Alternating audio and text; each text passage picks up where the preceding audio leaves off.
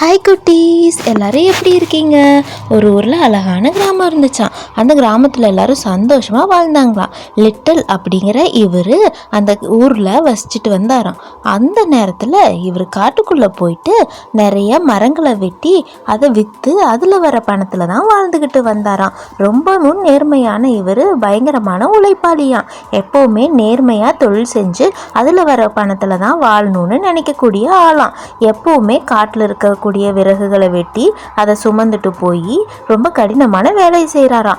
ஒரு நாள் அப்படித்தான் காட்டில் மரம் வெட்டும்போது அவர் ஒரு நதிக்கு பக்கத்தில் மரத்தை வெட்டும்போது அவர் கையில் இருந்த கோடாலி தவறி போய் பக்கத்தில் இருந்த நதிக்குள்ளே விழுந்துருச்சான். இவரும் கையை வச்சு தேடி தேடி பார்க்குறாராம். ஆனால் அந்த கோடாரி கைக்கு கிடைக்கவே இல்லையாம். இவருக்கு ரொம்ப வருத்தம் ஆயிடுச்சு. தங்கிட்ட இருந்த ஒரு கோடாரியும் உள்ளே விழுந்துருச்சே, இப்போ நான் என்ன செய்யறது?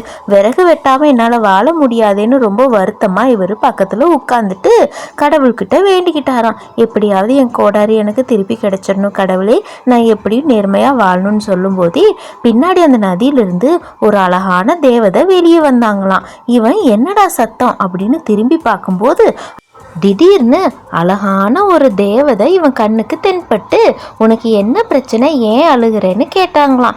அப்போ அவன் இந்த மாதிரி நான் நேர்மையாக பிழப்பு நடத்திட்டு இருக்கேன், அந்த நேரத்தில் என்னோட கோடாலி விழுந்துருச்சுன்னு சொல்கிறாங்களாம். அப்போ இந்த நதிக்குள்ளே அவங்க கையை விட்டு ஒரு வெள்ளியாலான கோடாலியை எடுத்து இதுதான் உன் கோடாரியான்னு பாருன்னு சொல்கிறாங்களாம்.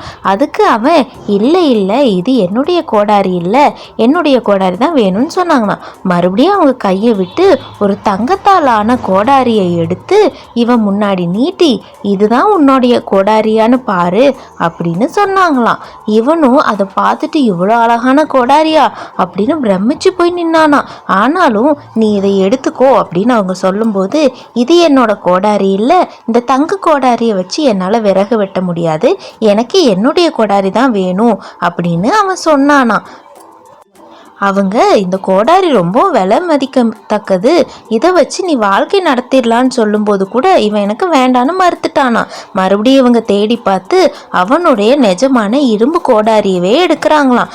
எடுத்து இதுதான் உன் கோடாரியான்னு பாருன்னு சொன்ன உடனே அவனுக்கு தன்னுடைய உண்மையான கோடாரியை பார்த்த உடனே ரொம்ப சந்தோஷமாயிடுச்சான். எனக்கு வேற எந்த கோடாரியும் வேணாம், இதை வச்சு நான் என்னுடைய வாழ்க்கை நடத்திக்குவேன்னு சொன்னப்போ முன்னாடி கொடுத்த தங்கத்தாலான மற்றும் வெள்ளியாலான கோடாரிகளை அந்த தேவதை இவன்கிட்டயே கொடுத்து, இது உன்னுடைய நேர்மைக்கான பரிசு, இதை நீ வச்சுக்கோன்னு சொல்லிட்டு போயிட்டாங்களாம்.